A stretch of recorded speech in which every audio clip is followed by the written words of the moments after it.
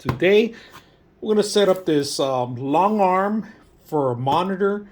We're going to use it for our studio here. If you guys can see, we have a little studio going on here, but it's getting a little too crowded. This monitor's not working over here. We need to see what we're going to shoot, what we're going to see, plus we're going to attach some other items to it. So let's go ahead and open it up and see what we get. All right, this is how we get it in boxes, instructions. Pretty much everything's included in boxes. So we're going to take everything out and start putting it together. So let's go ahead and do that. All right, here we got everything in here, if you guys can see it. We got all the tools we need. They give you a little wrench, Allen wrenches, so you can tighten it up. They give you two options here. You can mount this, or you could have a grip. So you can mount and screw a hole in through the actual wood, or you could just side grip it if you want. And this is probably my favorite part of it. You could remove this very simple by sliding in and out. This goes behind the monitor. It has two sets of holes, so it could be for two different types of versions of monitors that you're going to buy. So long stick here, we have two of them that we're going to extend it pretty high. So let's go ahead and get it started. With these poles here, if you can see them, they just hook up together, and there is a little tiny Allen wrench you have to tie it up. So just find the little grips, you guys can see that, and just twist it. That's pretty much what you do. All right, we got the three screws, and it's flat base, so we end up getting it. Now we're able to set the other side up. All right, so the same part that we messed up, we have to put it back exactly how it was. All right, so there is an Allen wrench right here.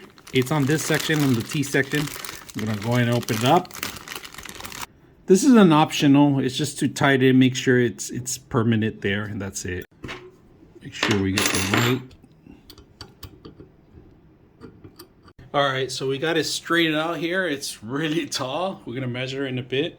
Let's go ahead and bring the monitor stand still, and then we're gonna put this part in here and then tighten it up a little bit more. It says to get the cap, but the cap's already on, so I guess we could skip that part. All right, we got the 4 holes here that we're gonna actually put in the actual this thing in here. So if you guys can see it, we're gonna have to find the 4 screws, and very simple. These are just hand. You don't even need to use any screwdrivers or any flatheads or anything. You just hand tight them. All right, the last part, if you guys can see it, slide in the back, and all we gotta do is screw it in, and that's pretty much it. That does it. It stabilizes the whole thing. I'm gonna show you guys. That's pretty much my setup. It's gonna be halfway. I'm gonna push this back a little bit, and I'm able to see the screen here. I'm gonna put a camera over it, so the camera's not gonna be on it at all, and I can move this anywhere pretty much how I want.